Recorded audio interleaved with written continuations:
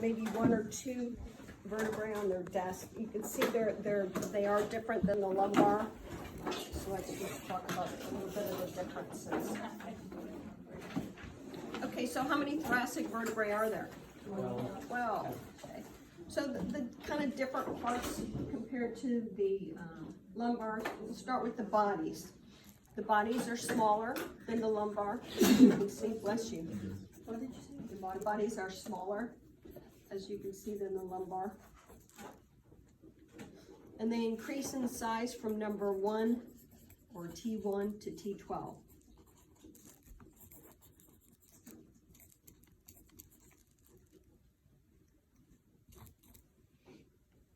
Okay, the bodies of the upper thoracic look kind of like the cervical bodies.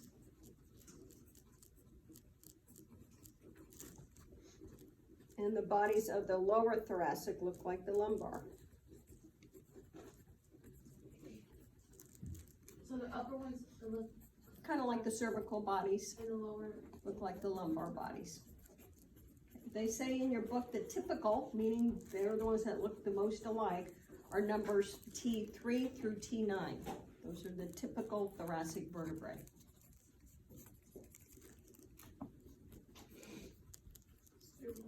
Three through 9. Okay, the bodies are said to be more triangular in shape.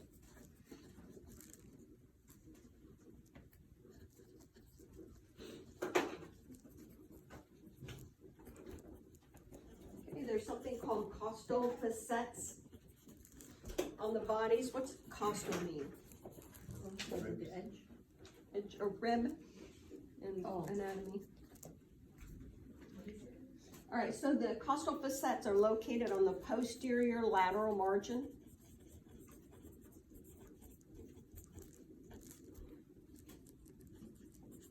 of each thoracic body. they're located On the posterior lateral margin of each thoracic body.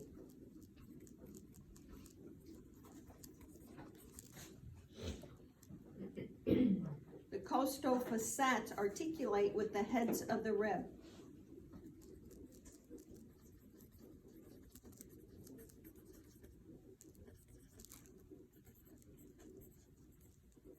with the bodies. The costal facet of the bodies articulate with the heads of the ribs.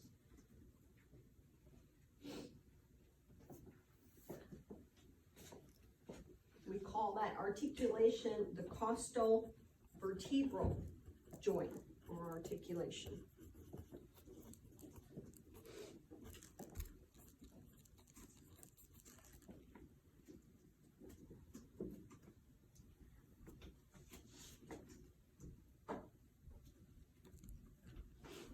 Some of these facets are demi, which means they're half of a facet, they're teeny. And some of them are whole facets.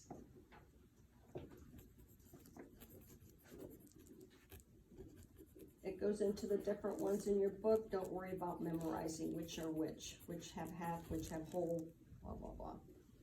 So if you look at your little vertebrae that you have, and look at the body.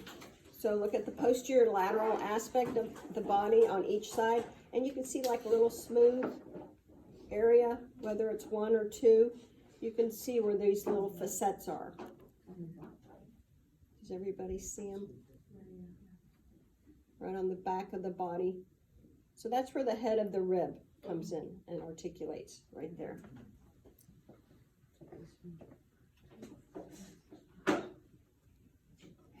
Oh, these are synovial gliding type, let's say. Costovertebral joints are synovial gliding type.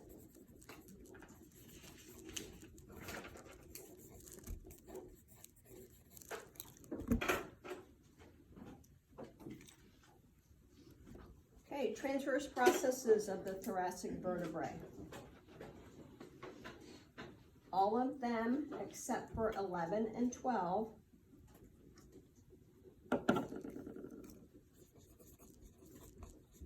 have a facet on it.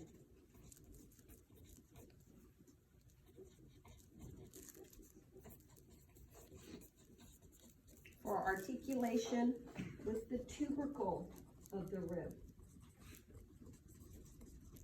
I didn't write it down.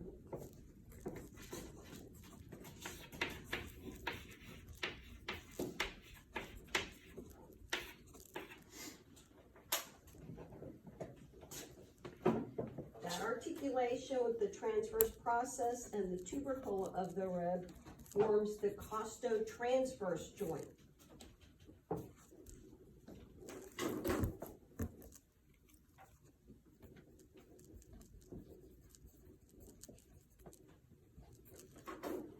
Those are also synovial gliding type.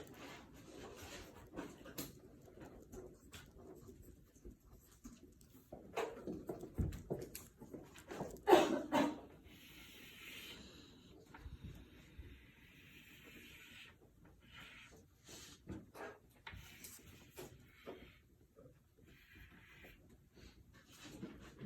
don't know if we can make that out, but anyway.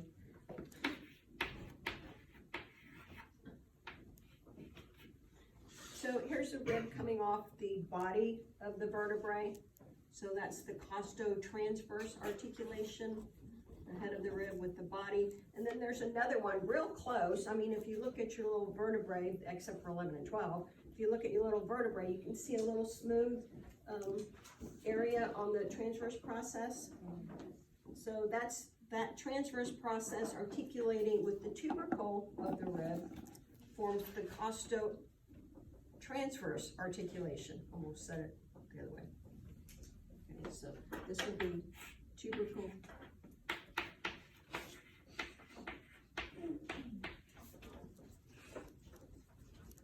You all see that? Okay.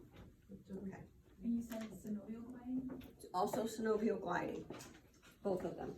Where's the costovertebral joint in? Because that's what you're talking about. Costovertebral would be here. So just imagine the rib hooking up here. So the head of the rib with the body, costovertebral. This one is the costotransverse, and that would be the tubercle of the rib with the transverse process. All right. Okay, moving on. Spinous processes of the T-spine. They're very long.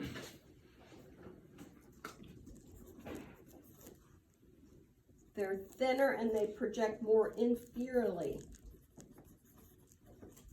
than the lumbar.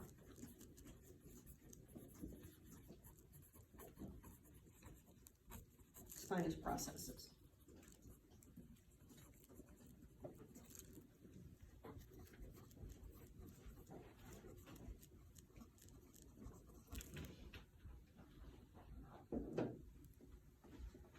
Okay, the apophyseal joints, or just apophyseal joints.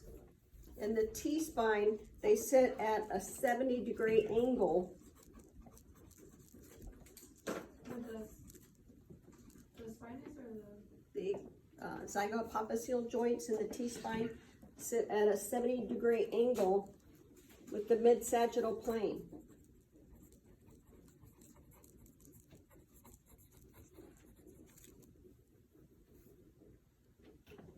What do the apophyseal joints sit at in the lumbar region?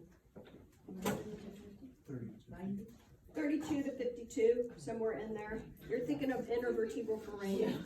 I know, we gotta get all these angles.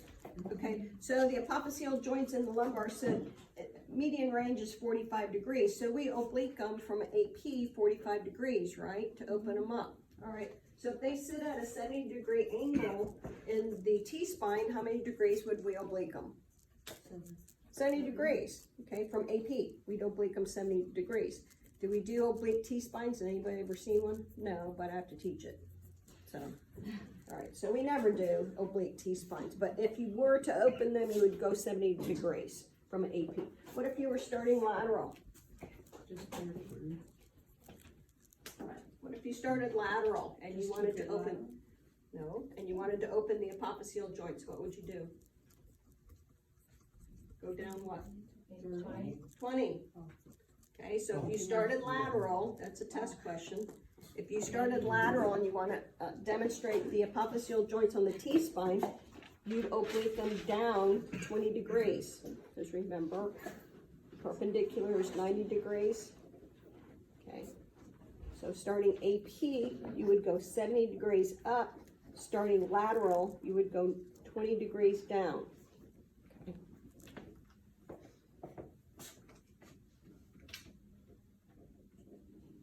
Okay. Last thing about the T-spine, the intervertebral foramina. Julie said, you said what do they sit at in the lumbar? 90. They also sit at 90 in the thoracic.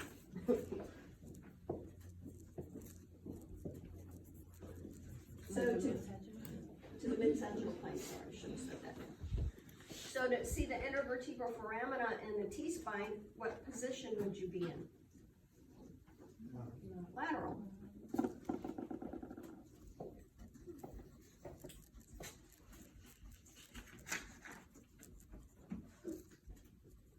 All right, any questions about anatomy? We're gonna move on to the clinical notations.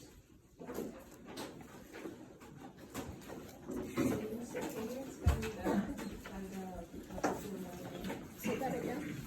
Number 5, The apophyseal joints in the lumbar they sit at 45 degrees.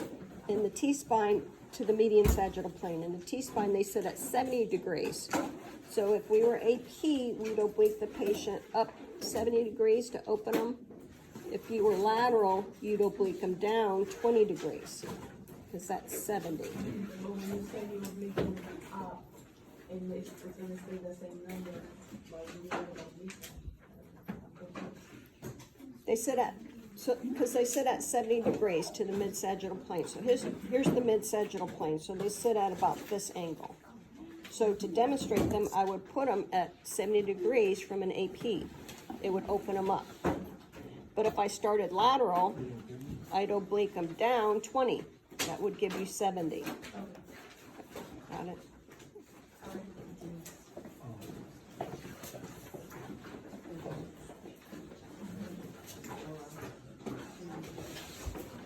All right, clinical notations.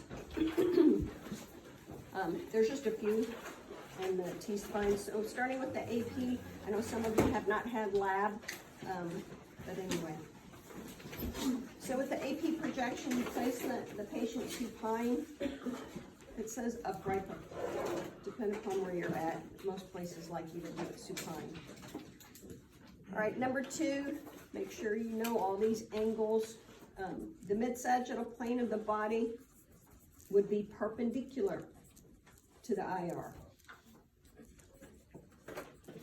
That's the same no matter if I'm doing an APT spine, L spine, or C spine.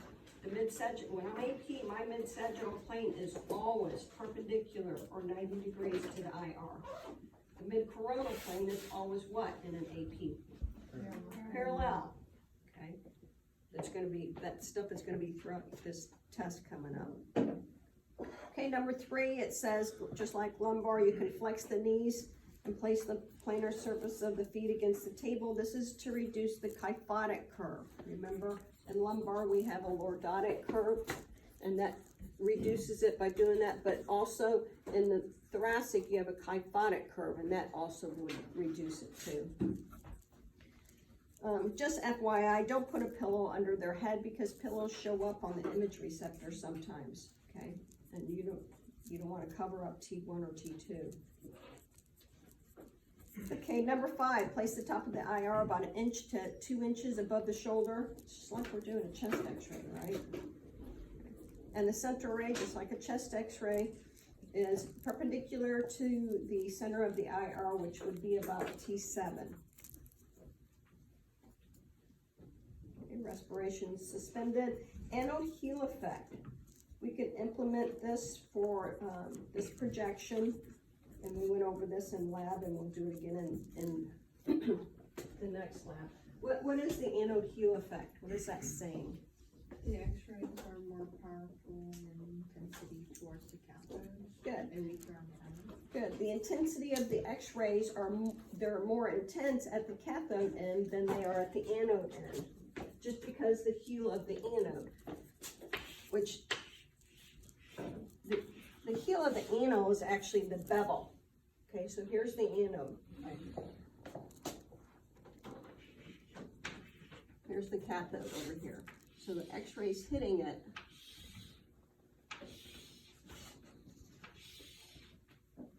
See, because of this bevel, the ones that hit it towards the cathode side, they're really strong. They come out here, they're really strong. But once you start getting into that bevel, they get weaker and weaker, right? They're really weak over here. So all that's saying is, 9 times out of 10, this is the way the patient faces anyway. That's horrible, but anyway.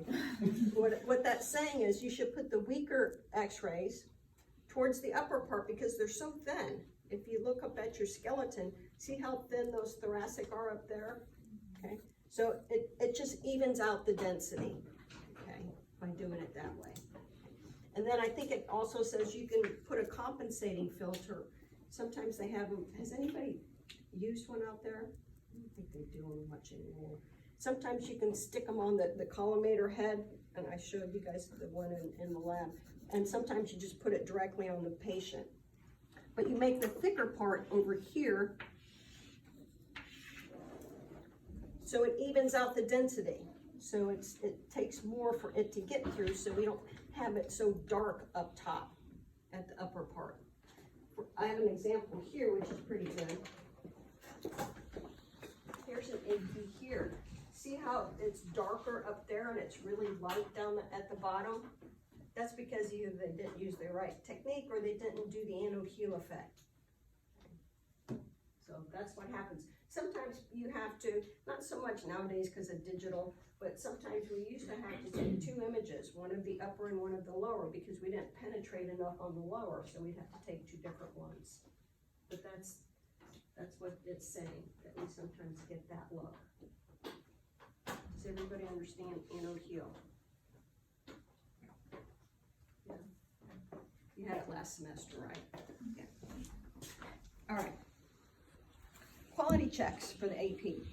You should see all 12 lumbar vertebrae, or thoracic vertebrae. I'm still got lumbar on my head. All 12 thoracic vertebrae. And the number 3, the density should be uniform. That should really say receptor exposure, shouldn't it?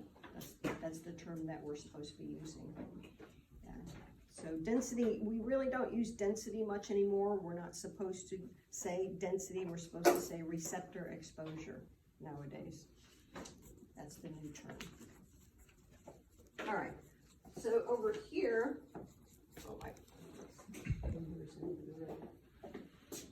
over both of these, it's, if you were to critique it, what would you say? Both of these. They said they're too high or too low? Too low. Too low, okay. I see L1, L2, and I see T12, but up here, here's the last rib. They missed the top of T1, which happens a lot as well. So here's T1, 2, 3, 4, 5, 6, 7, 8. I lost my point. Anyway, 12, 11, 10, 9, 8, 7, 6, 5, 4, 3, 2, 1. So we missed the top of 1. Just like in the lumbar, the pedicles should be equidistant from the spinous processes. You can see here, that's the costotransverse articulation. And here, here's the costotransverse articulation, and here's the costovertebral articulation here. I know it's kind of hard to see. It'll look better when those of you that didn't have lab. Okay, let's go on to the lateral. Okay, place the patient in the left lateral position. So in the lateral position, the mid-coronal plane is what to the image receptor? Perpendicular. Okay, always perpendicular. What's the mid-sagittal plane? Always parallel when you're lateral. Okay, number 3, it says here you can put a sponge under the head just to make sure it's not dipped down, so it's nice and even. Center ray for this one. It's the same thing. Put the top of the IR about 1.5 inches to 2 inches above the shoulder and then center to the center, which is about T7. Don't worry about that next thing. If there's no thoracic support, you can angle the beam. I don't ever see anybody doing that, but anyway. And number 5, just like in the lumbar, you could place a lead strip back there behind the patient to absorb some scatter. And last one, respiration. You can either have them suspend respiration or you can do the breathing technique. And we talked about this last semester. What does it mean, breathing technique? Like increase the exposure time a little bit so they can breathe and blur out the lungs. Good. All right, so we increase the time on the exposure and just tell the patient to keep breathing. Okay, so that breathing motion should blur out the reds and the lung markings. This was a breathing technique, however, we really didn't see the lower ones, but see how kind of blurry it looks? So since we had long exposure time, then we have to do what to the MA station? Lower it, good, okay. So, I'm gonna have to get my math head out. I'm gonna do an easy one. So let's say we had 100 MA. That wouldn't work, it has to be really low. Let's say we had 20 MA and we had a 3-second breathing time. What would your mass be? 60 mass, which is about right for a lateral T-spine, right? So 3-second exposure time, 20 MA station, that's really low MA.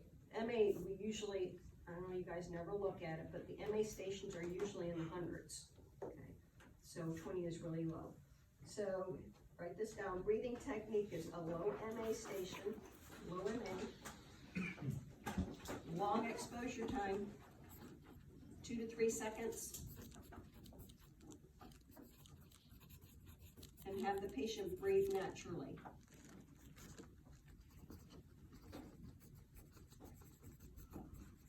KBP, don't worry about the KBP. KBP would be about 75-ish, which is a normal KBP.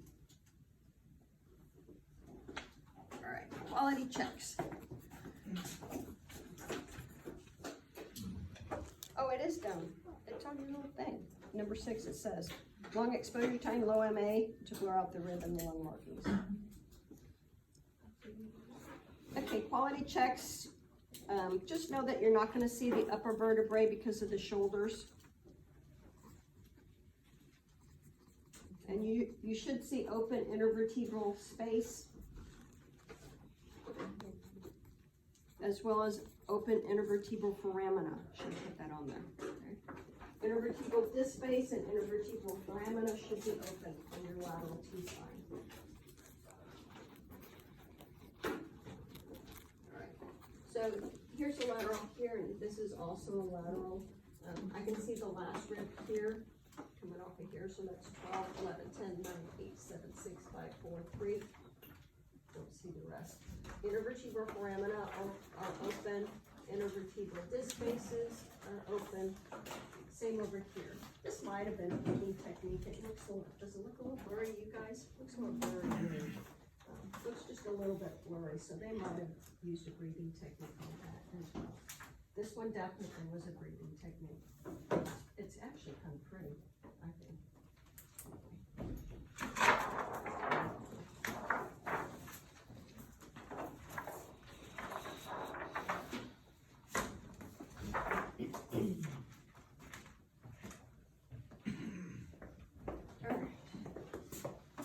Next page. This is the swimmer's projection. It's also known as the Palo twining.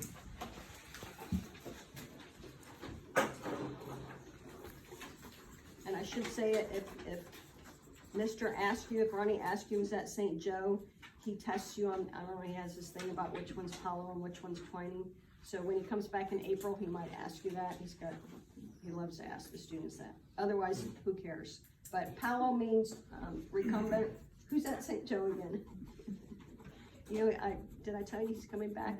No. Oh, I didn't. He's coming back in April. Yay. I'm very happy. But anyway, Georgina will help out a little bit still over there.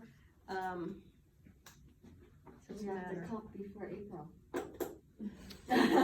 Why do you say that? Why, you heard stories? Oh, yeah, He's fine, he's harmless, but, so if he needs any help at St. Joe's, she's gonna help out, but otherwise, as it stands right now, she's gonna be, the Tampa General's, clinical instructor. Gina? Georgina. Wait, when is that taking effect? April, Oh, okay. so, cause Terry's got a lot on her plate. So. All right, okay, so if you're at St. Joe and Mr. Askew asked you which one is Paulo, it's the one when they're lying down, and Twining is the one when they're sitting up. All right, so for the swimmers, you place the arm closest to the image receptor above the patient's head. Some people kind of slightly put it anterior, and then the one that's further away, they kind of make it posterior. It's just to separate the humeral heads, okay? All right, center ray is directed to C7, T1 interspace, which is your vertebral prominence that you can usually feel. You can angle the beam a little caudal, angle of 3 to 5 degrees. Caudate also helps open up the space. This is all just to separate the humeral heads. Okay, has everybody seen a swimmer's projection? You all have seen it. Okay, good. Whether they did it in the C-spine or they did it in a T-spine, right? Okay. All right, because sometimes they do it in the C-spine as well. Okay, for quality checks, the lower cervical to upper cervical should be seen. Some hospitals would like to start counting at C1, even though you're doing it for the T-spine. So it depends on where you're at. I know Tampa General likes to see C1 so they can count down, make sure they're at the correct vertebrae. So up here, these are two swimmers projections. This one, we don't have the top of the cervical. It's kind of hard for me to see what's what here. This looks like the first rib coming off here. So I believe this is 7 because it has the longest spinous process. 7, 6, 5, 4 here, and then count your way down. Look at that. Yeah, you guys see that? That's kind of cool. The pharynx and trachea is kind of calcified. You can see the outline of it. Over here, I can count down. I like this. For me, this is what I'd want to see. So we can see C1 here, which is ring-like. C2 has the biggest spinous process from top to bottom, so I can see that easily. So 1, 2, 3, 4, 5, 6, C7, T1, T2, T3 is here.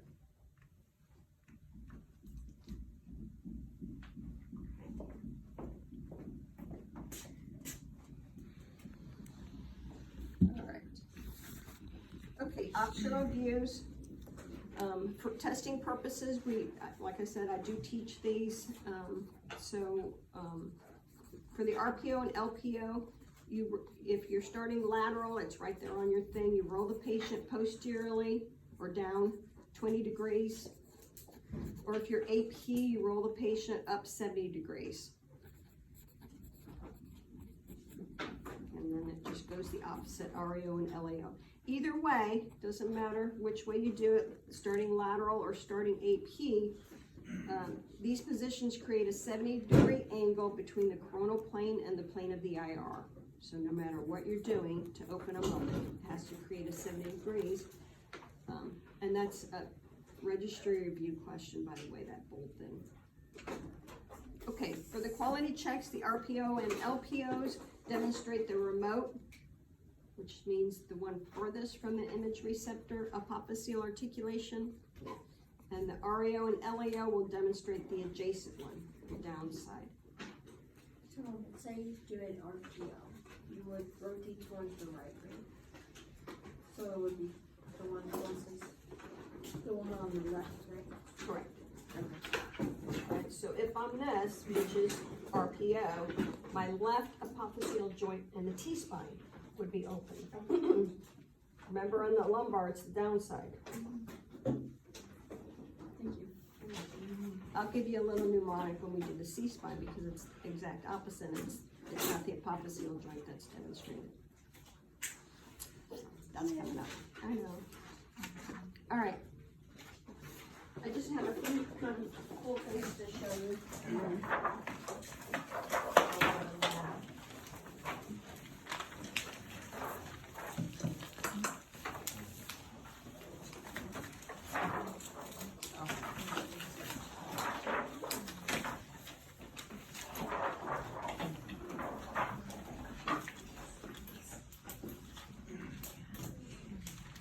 okay, this was a patient, and I didn't write down the whole history, but I just wrote down it was a truck versus a pedestrian.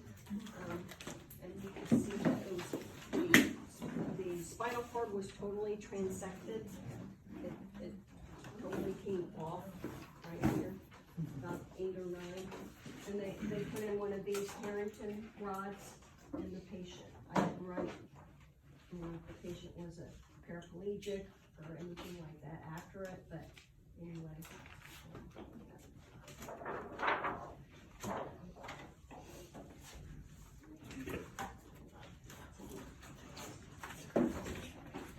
This case, you guys might remember this a little while ago, not too long ago.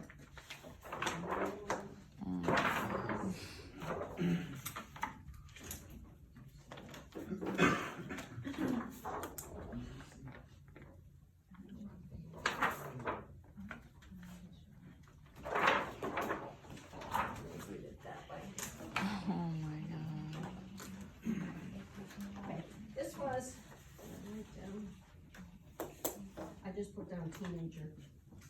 This was a teenager, and I want to say maybe 10 years ago. I don't remember exactly what it was. He climbed up on a telephone pole to take a picture of the sunset, like 40 feet up, and he fell off the pole. You guys remember that at all? No? Yeah, it was about 10 years ago.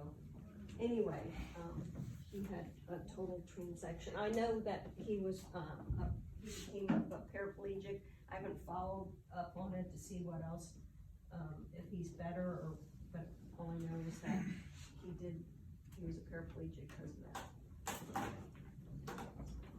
But this is a CT, reconstruction CT, in case you're wondering. At the top, on that right picture, is I don't know why that looks so funky, maybe because of the reconstruction. I don't know if that's the sternum looking so funky or what the heck that is. Oh, it's cut off because it's layered like this. So it's picture slices like this. So if those are higher up, they'll be cut off. Okay, so it just looks.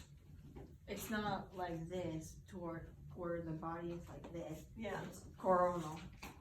Do you do these at your work? Yeah. You put them together, so that's what it was. Well, if you scroll down, it'll show all the layers of the dom. Oh, really? Yeah. Okay, gotcha. Yeah. So it's not going like this. Right. It's going like this. Right. Do you guys understand what she's saying? yeah, So this is it like the did- front half. yeah. of it. Right. Yeah. Okay. So it wasn't reconstructed where it was one coronal plane. It was different layers. That's crazy.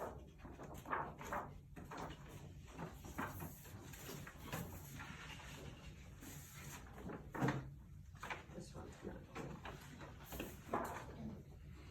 This was a kid that came into St. Joe Diagnostic for, you guys aren't there yet, but anyway, those of you that are at St. Joe, you get a rotation through Diagnostic Center. They first ordered a scoliosis series on, and you stitch those scoliosis images together, you know what I'm saying? So they did it, and the radiologist said, you guys did this stitching, no, something's not right. I just take a regular image of him, and he has 14 thoracic vertebrae. Oh. He looks really long too, doesn't he? So, never knew it, so he just came in for scoliosis, and he doesn't really look like he's much scoliosed, but anyway, yeah, he has 14. I took some yesterday, was in a spine case, and it looked like, I think they were checking for scoliosis, but it looked like he didn't really have anything. Oh, really? It looked just like that. What were they doing? I think it was a fusion they were doing, Oh, so, but he didn't look like he had any issues. really? Sometimes they have other problems besides it, you know, nerve problems sometimes. Yeah, last time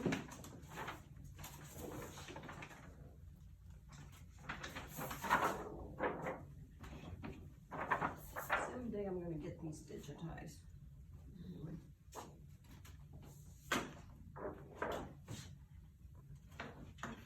We haven't learned this yet. It's coming up with the, I don't know why I don't teach it till we get to the C-spine, but anyway, I don't know if you guys would know this condition. See how it looks like one solid bone? That's what happened. It gets usually it starts in the thoracic and works its way down, but it just becomes like one column of bone. The patient hardly has any movement at all. It's called ankylosing spondylitis. We'll talk about it a little bit, but that's what this is. Ankylosing spondylitis. So, that's it. Wait, so what, how do are they able to fix that? They can hardly move. Yeah, I'm saying, can they fix that though? No? Stretch it out. Yeah, because I mean, the whole, I mean, I'm sure they can do a little, they can probably shave into it